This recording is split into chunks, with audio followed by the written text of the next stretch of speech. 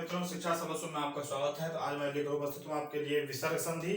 तो देखेंगे आप विसर्ग संधि में कुछ इस प्रकार है। यहाँ सबसे पहले देखेंगे हम विसर्गस्य उत्तम। विसर्ग का क्या होगा?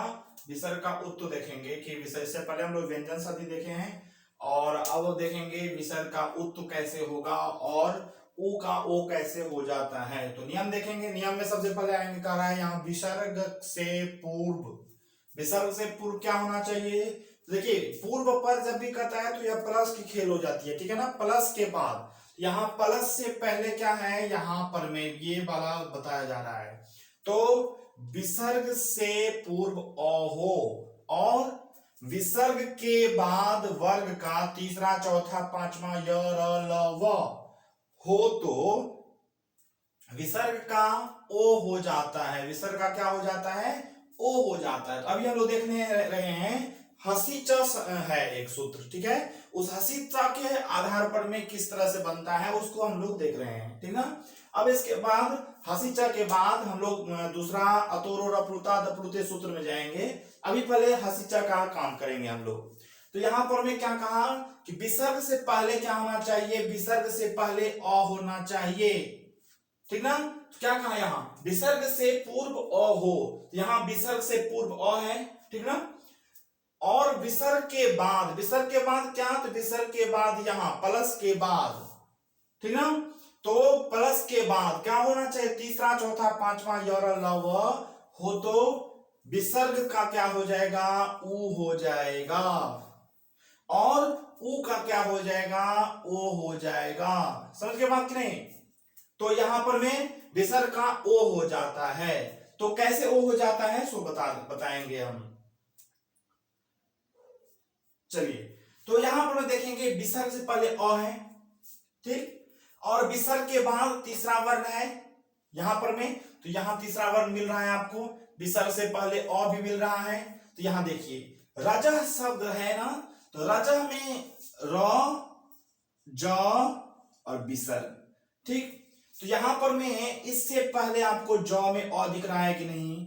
देखिए क्या है, रजह में ज में अ है और उसके बाद विसर्ग है। तो यहां पर क्या हो जाएगा आपका? तो रज, और यहां क्या कहा कि विसर्ग से पहले अ हो और विसर्ग के बाद, विसर्ग से पहले अ हो और विसर्ग के बाद तीसरा चौथा पांचवा य र ल व हो तो विसर्ग का ओ हो जाता है। ओ हो जाता है मतलब ऊ होने के बाद। इस बात को ख्याल रखेंगे आप कि ऊ होने के बाद ओ होगा। तो यहां पर में विसर्ग का क्या हो जाएगा? ऊ, ठीक। और देखिए यहां पर में, यहां इसका क्या है? इसमें ज में अ है कि नहीं? तो ज में अ है, दिख रहा है आपको? दिख रहा है। तो अ और ऊ मिलके क्या हो जाएगा? ओ हो जाता है। यहां गुण कर देंगे हम, गुण संधि यहां हो जाती है, ठीक है ना। तो रज में ज में अ है और ऊ है तो क्या हो जाएगा? रजो शब्द बनेगा। रजो, और यहां गुण शब्द है तो मिला देंगे, क्या हो जाएगा? रजो गुण शब्द आपका बन जाएगा। बात समझ गए? सेम आपका यही सेम कंडीशन, यदि एक जगह समझ गए तो पूरी दुनिया में हर जगह समझ जाएंगे। तो यहां पर में तपोबलह शब्द है। तपोबलह में क्या कहा आपको कि विसर्ग से पहले अ होना चाहिए। यही बात यहां भी है क्या कि विसर्ग से पूर्व, पूर्व से पहले विसर्ग से पूर्व अ होना चाहिए। तो यहां अ मिल रहा है प में अ, ठीक। अब कह रहा है कि विसर्ग के बाद वर्ग का तीसरा चौथा पांचवा य र ल व हो तो विसर्ग का ओ हो जाता है, मतलब ऊ होकर के ओ होता है। तो यहां पर में आपको ब मिल रहा है कि नहीं? प फ ब। तो तीसरा वर्ण यहां मिल रहा है आपको, यहां तीसरा वर्ण मिल रहा है ब।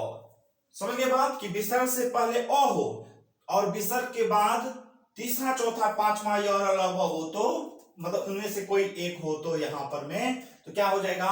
विसर्ग का ओ हो जाएगा। ओ कैसे? तो पहले विसर्ग का ऊ होगा और ऊ का ओ होगा। समझ गए बात? यही बात सेम कंडीशन आपका यहां पर भी होगा।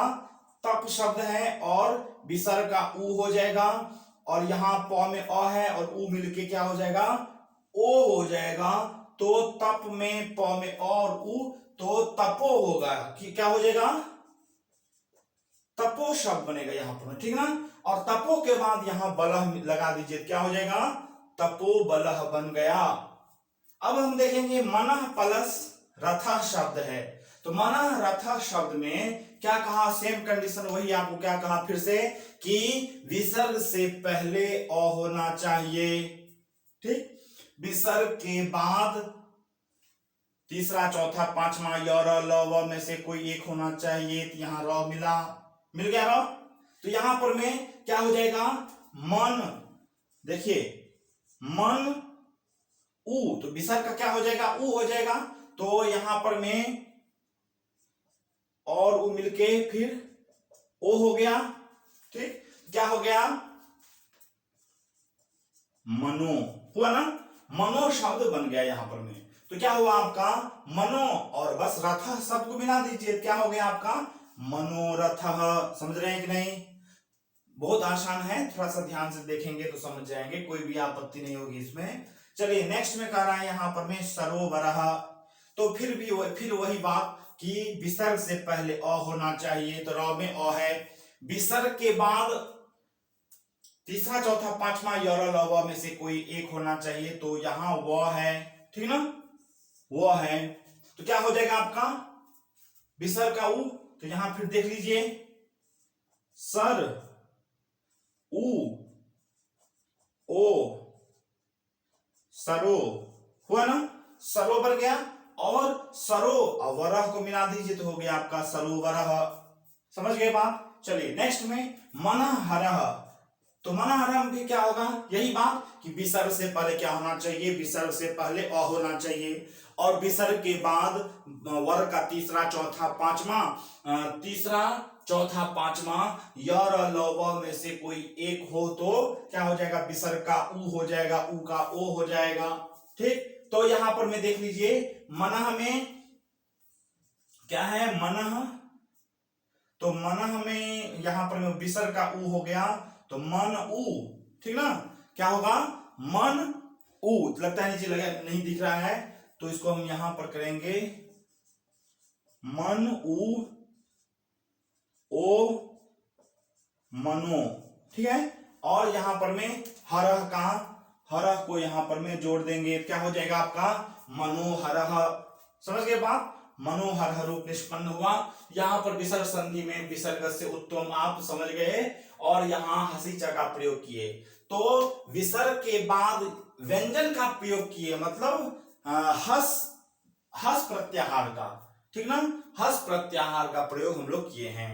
चलिए अब हम नेक्स्ट में इसके बाद अतोर और अप्लुतादप्लुत एक सूत्र है, उससे क्या होता है कि उससे आपको उसमें भी विसर्ग संधि का एक कंडीशन है, उत्तो ही होता है।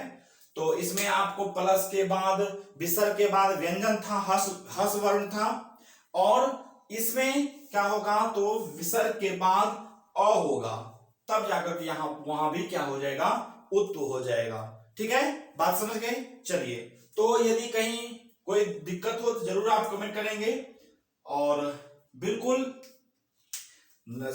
इसको करेंगे, सही से देखेंगे, ठीक है। चलिए, यदि अच्छा लगे तो लाइक सब्सक्राइब जरूर कर लीजिएगा, ताकि नेक्स्ट वीडियो बनाएं आपके लिए। चलिए, तो यदि अच्छा लगे सब्सक्राइब भी कीजिए और मित्रों के साथ शेयर कीजिए। फिर हम नेक्स्ट वीडियो के साथ उपस्थित होंगे, तब तक के लिए धन्यवाद।